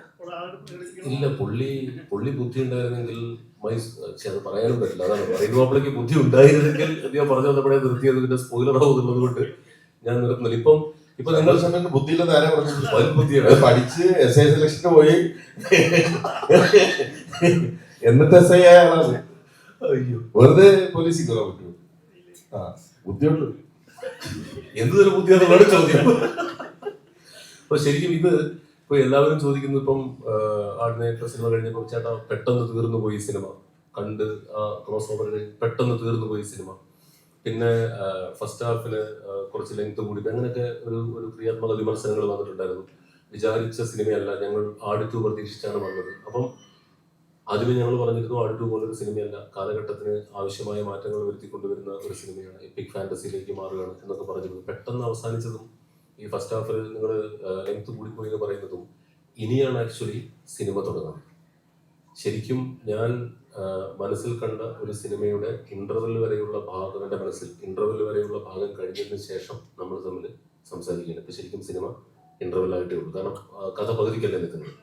ഇനിയാണ് ശരിക്കും നമ്മുടെ ഇതുവരെ വേൾഡ് ബിൽഡിങ്ങും അതിൻ്റെ പ്രിമൈസ് ബിൽഡിങ്ങും നമ്മൾ ഇഷ്യൂ പറഞ്ഞു വെക്കലുമാണ് നടന്നിട്ടുള്ളത്. ഇനിയാണ് ആക്ച്വലി ശരിക്കും സിനിമ തുടങ്ങുന്നത്. ശരിക്കും സിനിമ പകുതിയായിട്ടേ ഉള്ളൂ. അതുകൊണ്ടാണ് നമ്മൾ പാർട്ട് 1 എന്ന് പറഞ്ഞ് അബ്രപ്റ്റ് ആയിട്ട് നമ്മൾ നിർത്തിയത്.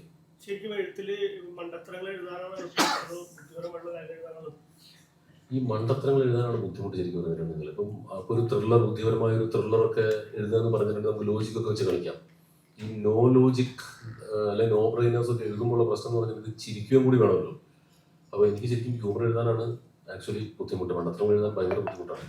നമ്മൾ സ്വയം ഒരു മണ്ടനാവാൻ ഭയങ്കര എളുപ്പമാണ്. പക്ഷെ അത് വെച്ച് ആളുകളെ സ്ക്രീനിൽ ചിരിപ്പിക്കുക എന്ന് പറയുന്നത് ഇത്തിരി എനിക്ക് പേഴ്സണലി ആണ്. ചിലപ്പം ഹ്യൂമർ എഴുതാൻ എളുപ്പമുള്ള ആളുകളുണ്ടാവും. എനിക്ക് പേഴ്സണലി ത്രില്ലേഴ്സ് ഒക്കെ എഴുതാനാണ് എളുപ്പം. ഹ്യൂമർ എഴുതാൻ ഇത്തിരി ബുദ്ധിമുട്ടാണ്. ആളുകൾ ചിരിക്കണമല്ലോ. ചിരിച്ചാൽ കോമഡിയും അല്ലെങ്കിൽ ട്രാജഡിയുമാണ്. അങ്ങനെയാണ് ഹ്യൂമറിന്റെ ഒരു പ്രശ്നം. 3യുടെ ഷൂട്ടിംഗ് സമയത്ത് പല സിനിമകളും ചിലപ്പോൾ ഇതിൽ വിടേണ്ടതായി വന്നിട്ടുണ്ട്. സ്ക്രിപ്റ്റിന്റെ സമയത്ത് ഇനി ഇതിന്റെ സെക്കൻഡ് പാർട്ട് എടുക്കുമ്പോൾ ഒത്തിരി ടൈമുകൾ എടുക്കുന്നുണ്ട്. അപ്പൊ ആ സമയത്ത് വിട്ട സിനിമകൾ ഉണ്ടാവുമല്ലോ, നമുക്ക് എഴുതണമെന്ന് വിചാരിച്ച സിനിമകൾ ഉണ്ടാവും. ഇതിനു മുമ്പ് ഇത്രയും ഡേറ്റ് ഇല്ലാതെ ഷൂട്ട് ചെയ്യാമെന്ന് തീരുമാനിച്ച സിനിമകളൊക്കെ മനസ്സിലുണ്ടായിട്ടുണ്ട്. ഇനിയും അങ്ങനെ തന്നെയാണ് ഈ അടുത്ത എഴുതുമ്പോഴും ആ സമയം പോകും. അതുകൊണ്ട് തന്നെയാണോ ഇനി അതിന്റെ അടുത്ത പാർട്ട് വേണ്ടെന്ന് തനിക്ക് സ്വന്തമായ കുറെ സിനിമകൾ ചെയ്യാനുണ്ട്, ഇത് ഇത്രയും ഡേയ്സ് നീണ്ടു പോകുമ്പോൾ അതിന്റെ ഒരു പോരായ്മ വരുന്നത് നമുക്ക് ഒരിക്കലുമല്ല. കാരണം ഞാൻ ആദ്യമേ തീരുമാനിച്ചിട്ടുണ്ടായിരുന്നു, നമ്മുടെ ഒരു ടേക്ക് ഒരു കാലഘട്ടം കഴിഞ്ഞാൽ അത് സ്വരം നന്നാവുമ്പോൾ പാട്ട് നിർത്തുക എന്നുള്ള അതേ പോളിസി തന്നെയാണ്. നമ്മുടെ ഒരു ടേക്ക് അവസാനിക്കുക. അത് ഞാൻ നേരത്തെ പറഞ്ഞതുപോലെ തന്നെ നമ്മൾ പലരുടെയും ബാറ്റ്മാൻ കണ്ടില്ലേ. ഇപ്പം ഞാൻ ഇവരെയൊക്കെ അങ്ങനത്തെ നമ്മുടെ കേരളത്തിൻ്റെ നാടൻ ഹിലേരിയസ് കഥാപാത്രങ്ങളായിട്ട് കാണുന്നു. എൻ്റെ ടേക്ക് അവസാനിക്കുന്നു. അത് മുൻപോട്ട് കൊണ്ടുപോകേണ്ടത് ഇദ്ദേഹമാണ്. ഇദ്ദേഹം ഒരുപാട് പുതുമുഖ സംവിധായകർ, ഞാൻ ഉൾപ്പെടെയുള്ളവരെ സിനിമയിൽ അവതരിപ്പിച്ചിട്ടുള്ളതാണ്. അപ്പം ഇദ്ദേഹത്തിന് അത് തുടർന്നുകൊണ്ടേ പോകാം. നമ്മുടെ ഇവിടെ അങ്ങനത്തെ ഒരു ശീലമില്ലാത്തത്, ഒരു കീഴ്വഴക്കമില്ലാത്തത് കൊണ്ടായിരിക്കാം. അപ്പം അങ്ങനെ പറയാൻ പറ്റില്ല. കാരണം നാടോടിക്കാറ്റും പട്ടണപ്രവേശവും കഴിഞ്ഞിട്ട് അക്കരെ ചെയ്തത് പ്രേംസൻ സാറാണ്. അപ്പോൾ അങ്ങനെ ആർക്ക് വേണമെങ്കിലും ഇതിനെ പുതിയ രീതിയിൽ കൺസീവ് ചെയ്യാം. ഒരു ജെൻസി ഡയറക്ടർ വന്നിട്ട് ആടിനെ കൺസീവ് ചെയ്ത് അവതരിപ്പിക്കാൻ പോകുന്നത് വേറൊരു രീതിക്കായിരിക്കും. അപ്പൊ അങ്ങനെ കാലഘട്ടത്തിന് ആവശ്യമായ മാറ്റങ്ങൾ വരുത്തിക്കൊണ്ട് ഇനി ആർക്ക് വേണമെങ്കിലും റീവാമ്പ് ചെയ്യാം. കഥാപാത്രങ്ങൾ തുടർന്നുകൊണ്ടേയിരിക്കും. അപ്പോ സമാപിച്ചു എന്ന് കരുതുന്നു അല്ലെ? അപ്പം ചോദിച്ചു.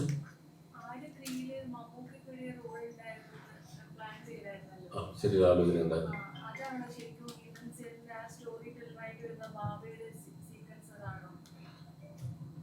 അതൊന്നും സ്പോയിലറായി പോകുന്നതുകൊണ്ട് പറയുന്നില്ല.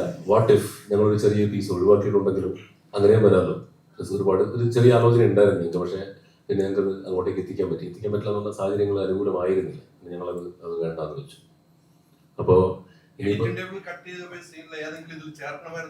തോന്നി, ഇപ്പോൾ ഈ സമയത്ത് തോന്നുന്നു സിനിമ ഓടിക്കൊണ്ടിരിക്കുന്ന സമയത്ത് നിങ്ങൾ കട്ട് ചെയ്തതിൽ ഏതെങ്കിലും ഒരു സീനുകൾ വെച്ചിരുന്നെങ്കിൽ ഇല്ല.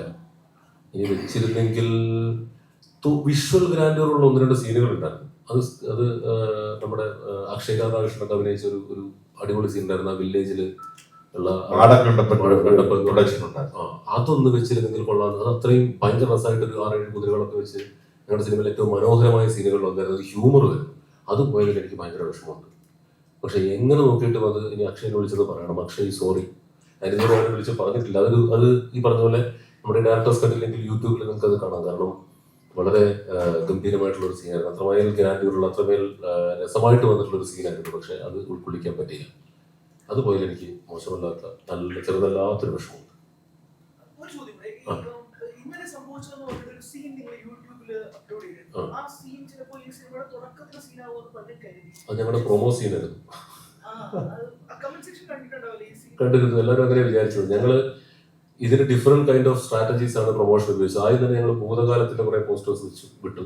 അപ്പോൾ നിങ്ങളെല്ലാവരും ഞങ്ങളെ കാലയവരി തറയിലടിച്ചു, അങ്ങനല്ല ഇങ്ങനല്ല എന്ന് പറഞ്ഞിട്ട്. അപ്പോൾ ഞങ്ങളതെല്ലാം സഹിച്ചു. കാരണം അതായിരുന്നു സ്ട്രാറ്റജി. എന്തൊരു ഒരു ഇത് വരുന്നുണ്ട്. പിന്നെ ഞങ്ങൾ പ്രസന്റിലെ ലുക്കുകൾ വിട്ടു. പിന്നെ ട്രെയിലർ ഇങ്ങനെ വന്നു. പിന്നെ പ്രൊമോ സീൻ അങ്ങനെ ഒരു ബോധപൂർവമായ ഒരു ഡിഫറെന്റ് ആയിട്ടുള്ള ഒരു സ്ട്രാറ്റജി ആയിരുന്നു നമ്മൾ ഇതിന്റെ പ്രൊമോഷനിൽ പ്രയോഗിച്ചത്. അത് ആ പോസ്റ്റർ വിട്ടതിൽ തൊട്ട് തുടങ്ങി. പിന്നെ ഇനിയിപ്പം ആ സീൻ കണ്ടത് കൊണ്ട് ആട് 4 വരുമ്പോഴത്തേക്കും അറക്കലബുവിന്റെ കൺക്ലൂഷൻ എന്തായിരിക്കും നിങ്ങൾക്ക് ഊഹിക്കാവുന്നുള്ളൂ. 2 തവണ പുള്ളി തല്ലി മേടിച്ചു കഴിഞ്ഞു. അദ്ദേഹം തിരിച്ചടിച്ചിരിക്കും. അതായിരിക്കും പുള്ളിയുടെ ക്യാരക്ടർ കൊടുക്കാൻ പോകുന്ന ക്ലോഷർ. കൈവെട്ടിയില്ലെങ്കിൽ അറ്റ്ലീസ്റ്റ് തിരിച്ചെങ്കിലും അടിച്ചിരിക്കും. അതാണ് പുള്ളിക്ക് കൊടുക്കാവുന്ന ക്ലോഷർ.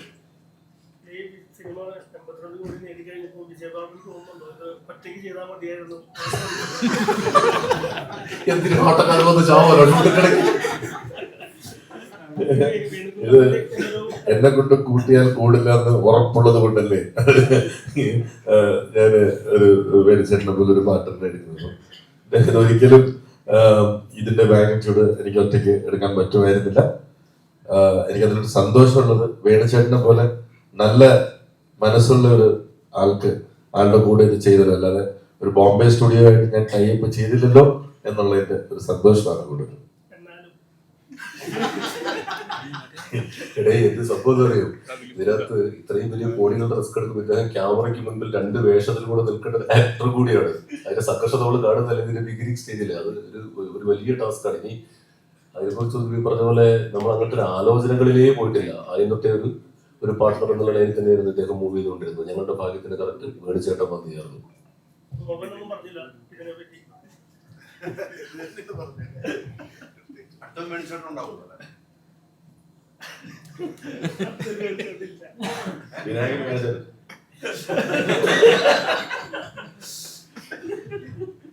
ആടിന്റെ സ്ക്രിപ്റ്റ് നമ്മൾ കൊടുക്കുമ്പോൾ തന്നെ അദ്ദേഹത്തിന് ഈ പകുതിയായ സ്ക്രിപ്റ്റാണ് പുള്ളിക്ക് കൊടുത്തത്. നമ്മൾ 2 പാർട്ട് ഫിലിമാന്ന് പറഞ്ഞുകൊണ്ട് തന്നെയാണ് എന്തൊരു കുത്തിത്തിരിപ്പോന്ന് സൈഡിലിരുന്നോണ്ട് ആ സീ കെട്ടുകളെ കട്ടീകളെ പറഞ്ഞതാണ്. അപ്പൊ എല്ലാവർക്കും ഒരുപാട് നന്ദി ഇവിടെ വന്നതിനും. ഇനി നമുക്ക് എല്ലാവർക്കും ഇതിന്റെ സക്സസ് സെലിബ്രേഷന് നമുക്ക് ഒരുമിച്ച് കൂടാം.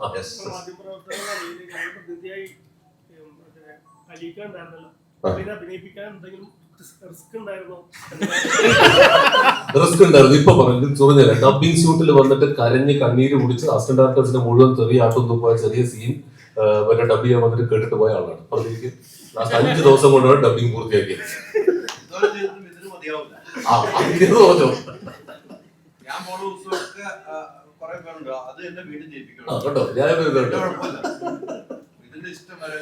പക്ഷെ അവിടെ ഈ പറഞ്ഞ പോലെ ആ സീൻ കൃത്യമായിട്ടും അദ്ദേഹത്തിന്റെ ചോദ്യത്തിന് വർക്കൗട്ടായി. BP ശശി ഇദ്ദേഹം തമ്മിലുള്ള പുള്ളി വന്നു സഭ മറ്റേ എന്താ പറയുക സിനിമയിൽ അഭിനയിക്കുന്നതിന്റെ ബുദ്ധിമുട്ടുകളില്ലാതെ പുള്ളി വളരെ ഗംഭീരമായിട്ട് ആ സിനിമ ചെയ്തു. ആ സീൻ കറക്റ്റ് കാണുമ്പോൾ മനസ്സിലാവുന്നത് വർക്കൗട്ട്. അതിലെ ചേട്ടൻ തിരിച്ചു പറയുന്ന ഡയലോഗ് എല്ലാം എഴുതിയ പുള്ളി തന്നെയാണ്. അതെ.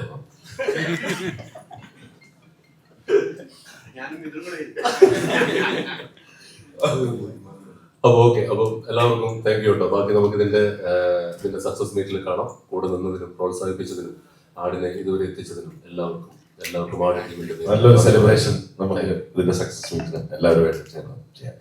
Thank you so much.